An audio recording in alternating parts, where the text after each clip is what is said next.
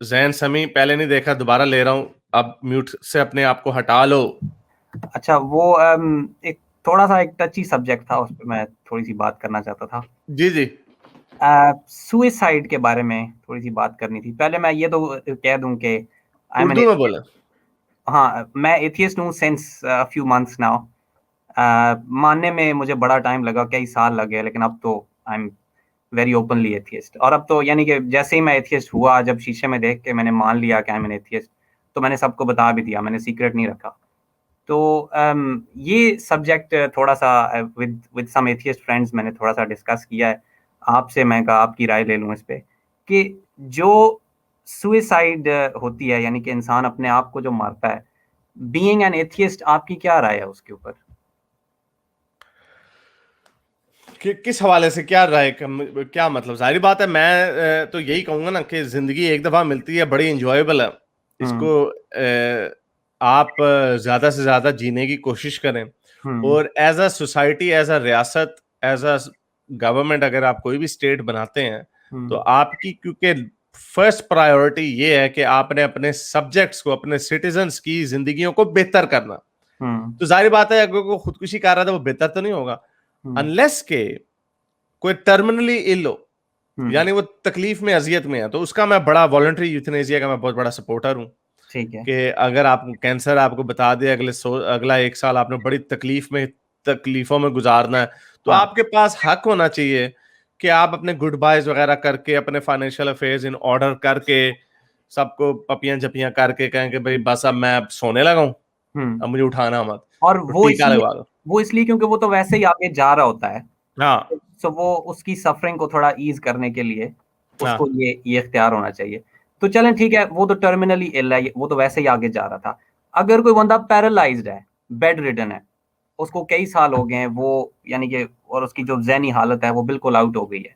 और ये इस तरह की चीज़ मैंने देखी है। मेरी जो ग्रैंड मदर थी, वो फॉर मैनी मंथ्स वो बेड पे थी, और जो इमोशनल उनकी सिचुएशन थी वो इतनी बुरी हो चुकी थी टुवर्ड्स द एंड, कि वो खुद हमसे कहती थी कि जस्ट मुझे अभी खत्म कर दो। एक तो वो वैसे दिन रात शोर मचाती ही थी, बिकॉज वो साइकोलॉजिकली उनका जो पेन था वो बिल्कुल आउट ऑफ कंट्रोल हो गया था। और जाहिर है हम उनको तो ब्लेम नहीं कर सकते। हाँ। उनकी असल में जो डेथ थी ना, वो स्लोली हो रही थी, बॉडी डेथ हो रही थी, यानी कि नेचुरल कॉजेज से वो शी वाज जस्ट गोइंग। हम्म। लेकिन ये है कि it was happening really slowly. और तकलीफ जाहिर में है, थे वो। हाँ, बेड रिडन भी थी। और ये भी हो सकता है कि फिजिकली वो बहुत पेन में हो, क्योंकि पूरा दिन इसी तरह नहीं, लेटे लेकिन वो रहना। आपको बता सकती, थी कि वो तकलीफ में है, और क्या वो अपनी ख्वाहिश का इजहार करती थी कि या अल्लाह मैं मर ही जाऊं तो बेहतर है? कुछ इस तरह भी सिचुएशन होती है ना, कि बिल्कुल मैंने देखा। बिल्कुल, दुआ करती थी वो, कहती मालिक मुझे उठा ले, अब बहुत हो गया। पूरा दिन दुआ लेकिन करती थी। हाँ, लेकिन चूंकि मैं अस्यूम कर रहा हूँ, चूंकि वो मुसलमान होंगे, इसलिए हम्म। उन्होंने ये सोचने की उनके जहन में इजाजत नहीं होगी। वो हम्म। ऐसा सोच भी नहीं सकती थी कि वो किसी को कहें कि भाई मेरी तकलीफ दूर कर दो, मेरे मुंह पे तकिया रख दो। लेकिन वो ऐसा सोच नहीं सकते थे, क्योंकि वो जाहिर बात है मुसलमान थी, तो मुसलमान लेकिन ऑब्वियसली कहती थी ना, हमसे कहती थी, कि चीख मुझे चीख। मुझे मार दो। हम्म। चीख चीख के हमें कहती थी, मारो मारो, ओहो। कहती थी ना। तो फिर भी लाइक, ऑब्वियसली वो फिर किसी ने नहीं किया होगा, क्योंकि मुसलमान है सारे। नहीं, ऑब्वियसली नहीं किया, वेट किया हमने। हाँ हाँ। तो ये बड़ी अनफॉर्चुनेट सिचुएशन है, इसलिए मैंने ये अक्सर बताया, मेरी जो बेगम की वालदा है, अच्छा।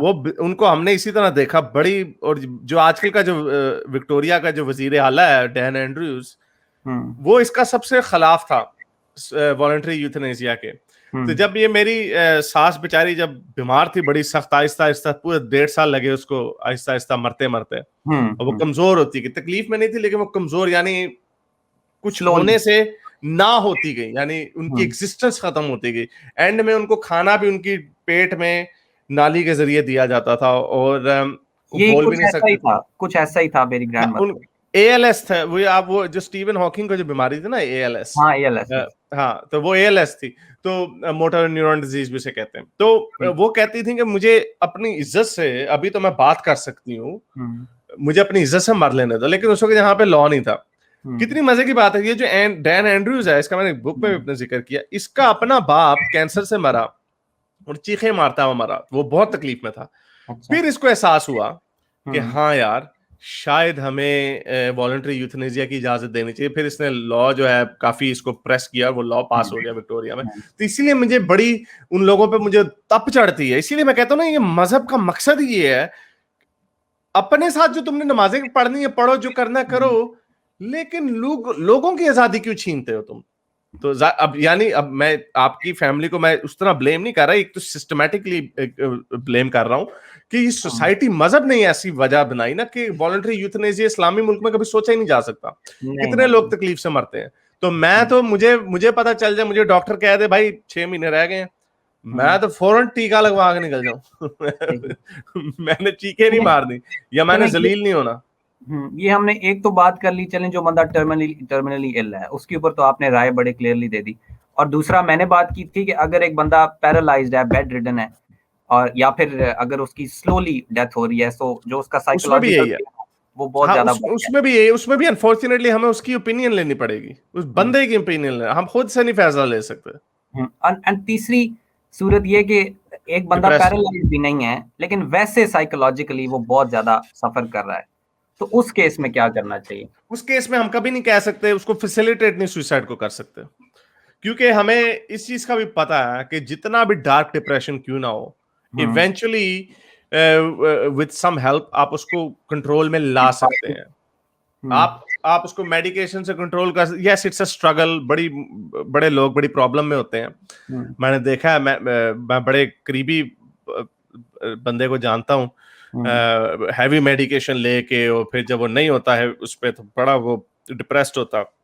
हम्म वो मैंने देखे कंडीशन, वो ऐसे नहीं है कि आप उसके सामने जिम कैरी की कॉमेडी फिल्में लगा देंगे, लोग समझते हैं अल्लाह अल्लाह लोग करेगा, वो हालांकि रिलीजियस ही है, तो लोग वो ठीक हो जाएंगे। इसका इससे कोई ताल्लुक नहीं, इसका केमिकल इम्बैलेंस से ताल्लुक है जो इन बेवकूफों को नहीं पता होता। एनीहाउ, तो उन्होंने तो उस पे स्टेट कभी फैसिलिटेट नहीं कर सकती, क्योंकि हमें ये पता है ये सिचुएशन जैसी भी हो इसके ऊपर कंट्रोल किया जा सकता है। हालांकि जिसने मरने का प्लान फर्ज करने बना लिया उसको स्टेट कुछ भी नहीं कर सकती। अगर वो वाकई इस स्टेट पे गुजर जाता, हम ना, हमारी कोशिश एज सोसाइटी ये होनी चाहिए कि इतना फैसिलिटेट करें कि उसको वहां से हटाने की कोशिश करें। यही वजह है कि बहुत सारे लोग फौरन छत से छलांग नहीं मार देते। एक तो बड़ा मुश्किल काम है, और दूसरा वो सोच रहे होते हैं, उनके इर्द गिर्द सपोर्ट नेटवर्क अगर हो तो वो उसको रोक रहे होते हैं, उसको समझा रहे होते हैं। लेकिन वो एक गोल्डन गेट ब्रिज की एक बंदा डॉक्यूमेंट्री बना रहा था, उसने कहा मैं इसकी वीडियो बनाता हूँ। तो उसने देखा उधर से लोग, कितने लोग छलांगे मार रहे थे। उसने जब अपनी वीडियो देखी, उसने कहा हैं ये तो लोग छलांगे मार रहे हैं इधर से। तो वो मेरा कहने का मकसद ये है कि जब किसी ने अपने आप को मारना ही है तो स्टेट उसको बचा नहीं सकती। लेकिन एज अ ऑफिशियल पॉलिसी हम ये नहीं कह सकते तुमने मरना तो भाई मार, भाड़ में जाओ, मर जाओ तुम। हाँ, ऐसे नहीं किया जा सकता। ये ख्याल मेरे दिमाग में इसलिए आया था बिकॉज कुछ दिन पहले मैं एक मोमिन के साथ फेसबुक पे वो डिबेट कर रहा था कमेंट्स में। वो ग्रुप है मोमिन, फेसबुक पे, शायद आपने वो देखा होगा, मुस्लिम of Pakistan versus atheist of Pakistan. अच्छा उसमें नहीं मैं हाँ, नहीं। अच्छा हाँ, उसमें मैं डिबेट कर रहा था ना एक मोमिन के साथ। तो बात ये हो रही थी कि मैं उसे ये समझाने की कोशिश कर रहा था बेसिकली कि this world is very unfair. ये बहुत, यानी इस दुनिया में बहुत मुश्किलें आती हैं जुल्म था, इंसानों पे, हाँ। और बहुत अजियत से लोग गुजरते हैं। जो जिस बात को वो नहीं मान रहा था, वो कह रहा था कि नहीं नहीं नहीं, अगर आप अल्लाह को याद करते हो और इबादत करते हो तो जो है आपकी जिंदगी बहुत अच्छे से गुजरती है। तो मैं उसको ये समझा रहा था कि नहीं, ऐसा बिल्कुल भी नहीं है, ये दुनिया बहुत अनफेयर है और बहुत अनबैलेंस्ड है। तो यानी ऐसी अभी अभी यानी जिसने अभी अभी जिस बच्ची का बाप रो रहा था उसकी बच्ची के साथ जाती हुई, जैनब का बाप हज पे गया हुआ था जब हज पीछे पे से गया ये हुआ काम था हुआ, तो पीछे से। ये वो लोग क्या बड़ी बड़ी मजे की जिंदगी जी रहे थे वो लोग। तो ये वो तो ऐसे हवाई फायर मारते हैं, इनके साथ तो बात करना ही फजूल है। इनके साथ तो कोई लॉजिकल बात की ही नहीं जा सकती। हवाई फायर फौरन बात ही खत्म कर दिया करें, क्या करें, हवाई फायर है ये। अनलेस कि तुम उसको स्टेटिस्टिकली प्रूव कर सकते हो तो वो हवाई फायर है। मैं अभी कहूंगा मुल्हिद हो जाओ, बड़े आपको रोज आज फलानी बच्ची के साथ घूमो, कल फलाने बंदे के साथ घूमो, जो करना मजे मजे के हराम खाओ, शराबें पियो। मैं भी कह सकता हूँ ये सारी चीजें करने से बड़ा मजा आता है, लोग बड़े खुश हैं, मैं तो बड़ा खुश हूँ, मैं तो ये सारे काम करता हूँ। हाँ, कहने से क्या होता जब ना। तक आपकी लाइफ में ऐसे एक्सपीरियंसेस नहीं आते तब तक आपको ये बात समझ में नहीं आती कि ये दुनिया कितनी अनबैलेंस्ड है, कितनी अनफेयर है। और फिर ये बात करना कि अगर आप अल्लाह की इबादत करोगे, अल्लाह को याद करोगे तो सब कुछ ठीक होगा। आई मीन अगर बंदा देखे कि मतलब कितनी सफरिंग है इस दुनिया में, यानी कि छोटे-छोटे बच्चों के साथ कैसे ज्यादती उसको होती है, छोड़ें औरतों के साथ सर, उसको कैसे छोड़ें, होती है। उसको उसको छोड़ें सर। आप इंजीनियर मिर्जा के कुछ लेक्चर ही सुन लें, जो सहाबाओं के साथ रसूलुल्लाह की फौतगी के बाद जो जो उनके साथ हुआ। मैं हाँ, किससे सुन हाँ। रहा था, हुँ, मुआविया ने हजरत आयशा के 2 भाइयों को कत्ल किया, हुँ, और हजरत आयशा ने मुआविया को कहा तू फिर मेरे घर पे आ गया। उसने कहा कि ये भी मेरा ख्याल दूसरा मारने से पहले उसने वो आया था, पता नहीं किस बात पे हुँ, आया था, मुझे भी याद नहीं है। ना मेरा ख्याल उसने कोई ओपिनियन लेनी थी, क्योंकि हजरत आयशा के भी जो मानने वाले थे उन्होंने सपोर्ट देनी थी मुआविया को। तो उसने तो 2 भाई उनके मार दिए। हजरत आयशा कितनी तकलीफ से गुजरी होंगी, उन्होंने कहा होगा कि उन्होंने कहा कि मेरा खून के आंसू रोज दिल रोता है। सफरिंग ही है ना एक लिहाज से, कि एक बंदा, एक इस्लाम के बानी की बीवी, सबसे फेवरेट बीवी, वो कितनी बेबस है कि बनाया उसके खामन ने ये मजहब इजाद किया, कोई और बंदा इस वक्त हुकूमत कर रहा है और उसके भाइयों को कत्ल कर दिया है और वो कुछ नहीं कर सकती। यही ये कुछ तो हो रहा इमेजिन, था उस वक़्त, हज़रत और उमर बड़ा ने कुछ हो रहा था, मारा था। सारे रसूल कत्ल हुए। ये तो ये बस ये और कत्ल होना, ये कहें अच्छा जी शहीद हो गए, अल्लाह मियां ने उनको बड़ा रुतबा दे, तो जो उनके साथ जो रोने वाले जो पीछे रह गए, वो क्या खुश थे? वो उनके ऊपर अजियत नहीं थी? भाई इसी को अजियत कहते हैं ना, इसी को तकलीफ में रहना कहते हैं ना। और वो तो सर ये ऐसे उतारना भाई, इमाम हुसैन का, और सर उतार के नेज़े पे लगाना और पता नहीं क्या कुछ। हाँ हाँ, और जो औरतें तो कुछ ये होता ऐसे रहा। ही भाई फायर मारते रहते हैं। रसूल अल्लाह की डेथ के बाद तो यही कुछ होता रहा है। ये सब एक दूसरे को मारते रहे हैं। और और रसूल अल्लाह की जिंदगी में रसूल अल्लाह दूसरों की गर्दनें उतारते रहे हाँ, हैं। वैसे ये जो यज़ीद जो कैरेक्टर है, पता नहीं असली है या नहीं है, may be it's all fiction. लेकिन जो यज़ीद ना वाला मे बी कैरेक्टर, रियल। क्या उसने बदला नहीं लिया था वैसे on behalf of all the people जिनको रसूल अल्लाह ने अपनी लाइफ में अब्यूज किया था? क्या उसने बदला I नहीं don't लिया know. था? No, मेरा नहीं ख्याल। I think he was just a power hungry tyrant. वो जिस तरह के लोग पावर हंग्री टायरेंट, अब तो कोई भी ताकत में आ जाए वो ताकत नहीं छोड़ता। उसको जेन्युइनली खतरा था इमाम हुसैन से। तो उसने कहा इन्होंने लेकिन आगे मेरा तख्ता उलट देना है, पावर में आ जाना है। लेकिन उसने लेकिन लोगों को मरवाया भी, और उसने औरतों के साथ भी गलत काम किए। वही कुछ जो रसूल अल्लाह ने किया था, उसने भी तो वही कुछ किया था। वो तो अब आप ये कह सकते हैं ना, वो हिंदू होते हैं तो कहते हैं कार्मा, ये तो कार्मा है। या वो क्या कहते हैं, मदो जजर जदो क्या है यार उसका, नो आइडिया।